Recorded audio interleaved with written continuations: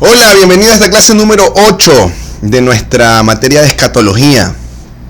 Estamos avanzando prontamente con respecto a conocer lo que va a ocurrir en los eventos futuros. Y hoy vamos a hablar sobre el reino milenial. Daría un resumen, pero estamos cortos de tiempo y cada vez el tiempo es más corto para estos momentos, así que vamos a entrar de cajón. Hablemos de la palabra reino, porque la palabra reino es una palabra que se lo menciona en los evangelios. El reino de los cielos se ha acercado, y es una palabra que tiene algunas connotaciones que es importante definirla para esta clase del día de hoy. Después de la gran tribulación, de los juicios de la tribulación, de la venida de Cristo, lanza al anticristo y al falso profeta al lago de fuego. Satanás es atado 1000 años. Comienza el reino milenial de Cristo. Y vamos a ver algunos aspectos básicos de este reino milenial. La Biblia menciona algunas veces la palabra reino universal. Por ejemplo, en Salmo 103, yo te pido que lo abras conmigo para poder ver una de las descripciones que la Biblia hace sobre el reino. Nos vamos a dar cuenta de lo siguiente. Salmo 103, 19 dice así: Jehová estableció en los cielos su trono y su reino domina sobre todos. Reino, la palabra reino. Por eso te digo, la palabra reino es una palabra muy amplia. En este caso particular es el reino de Dios sobre todas las personas y sobre todas las cosas. Esto incluye naturaleza, seres creados, insectos, animales, ángeles, seres humanos.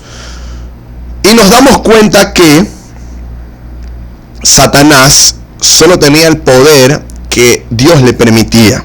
Solo pudo hacer lo que Dios le permitió con Job. Entonces, el reino de Dios es algo global que ha estado manifestándose siempre. ¿Ok? También otro salmo, como lo es el Salmo 16, dice de la siguiente manera. Leamos. Dice: Jehová es rey eternamente y para siempre, de su tierra han perecido las naciones. Nuevamente, rey, un rey debe tener reino. El reino de Dios es eterno. Ha venido manifestándose durante los tiempos, en mi vida, en tu vida, pero también en la naturaleza se ve manifestado el reino de Dios. Y también otras de las connotaciones de la palabra reino es el gobierno de Dios sobre el mundo a través de un gobernante humano designado por él. Por ejemplo, en Génesis, cuando Adán es puesto en dominio y control, Dios le dice que ejerzan de alguna manera ese reinado de Dios. Los embiste de poder y autoridad.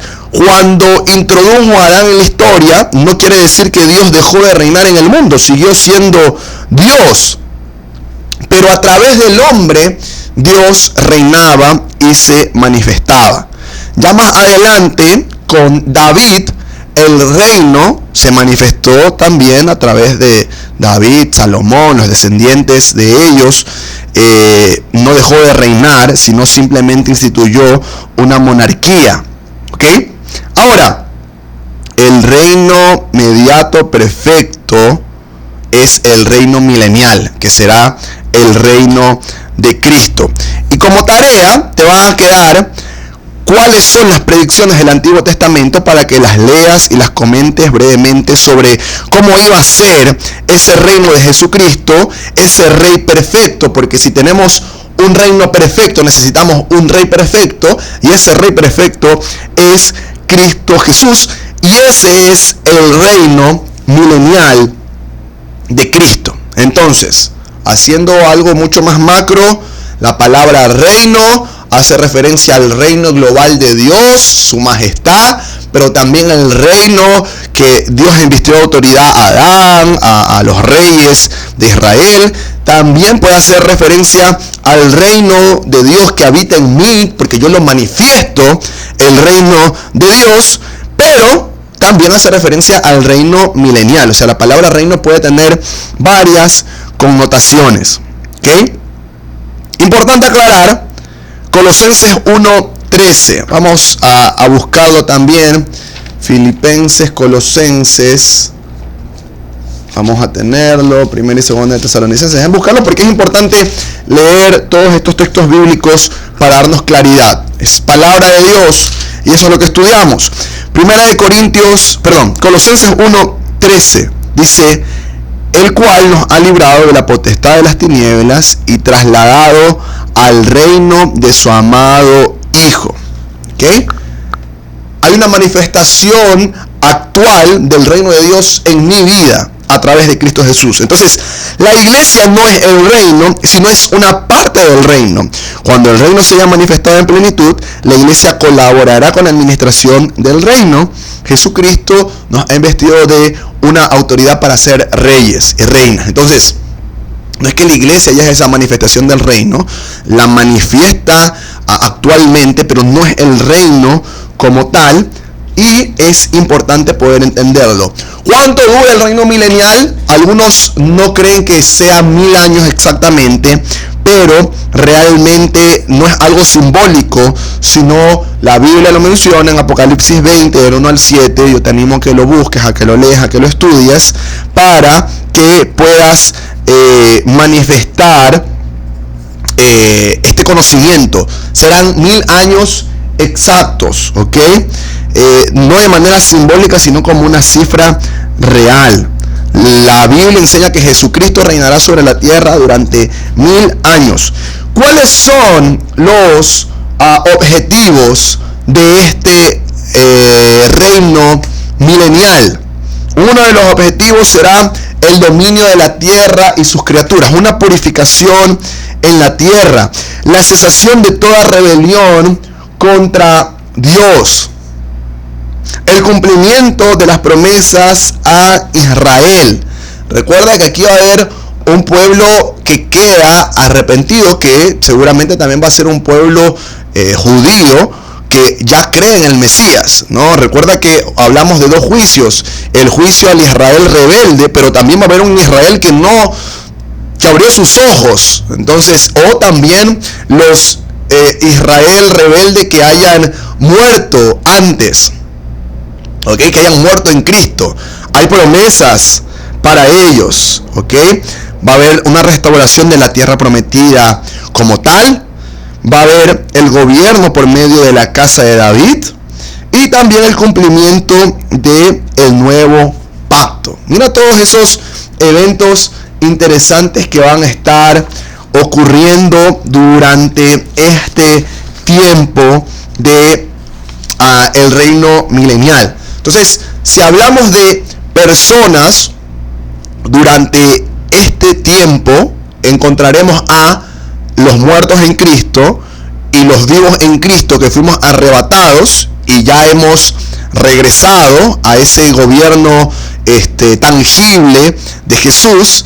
También encontraremos al pueblo de Dios que se haya arrepentido durante ese periodo de tribulación, que va a ser mínimo, pero habrá, o se puede entender que habrá.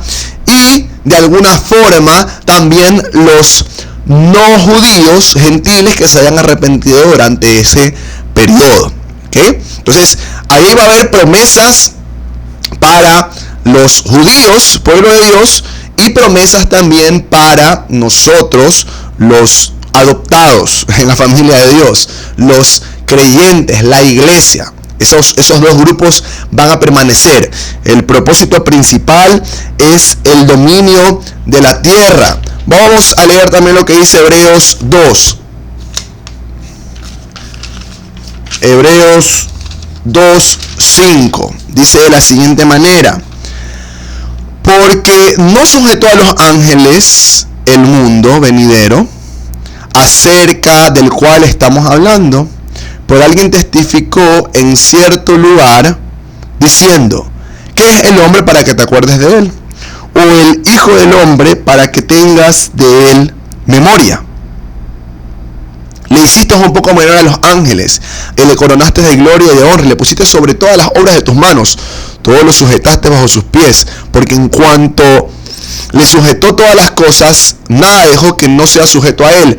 Pero todavía no vemos que todas las cosas le sean sujetas. Mira cómo está hablando en una mente futura. No vemos que eso será cumplido, pero vemos a aquel que fue hecho un poco menor que los ángeles, a Jesús, coronado de gloria y de honra a causa del padecimiento de la muerte, para que por la gracia de Dios gustase la muerte por todos.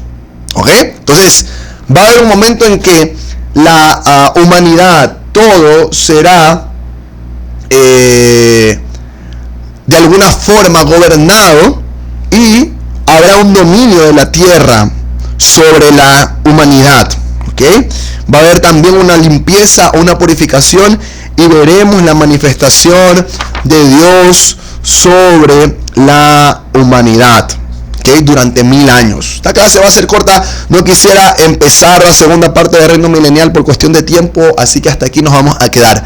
Yo te animo a no avanzar hasta completar todas las preguntas, y por sobre todas las cosas, si tienes alguna duda, recuerda que siempre está nuestra línea de tutorías para que tú la puedas disipar. Nos vemos, porque en la próxima clase vamos a seguir viendo el reino milenial, pero algunos detalles más que encontraremos ahí de por medio. Te espero.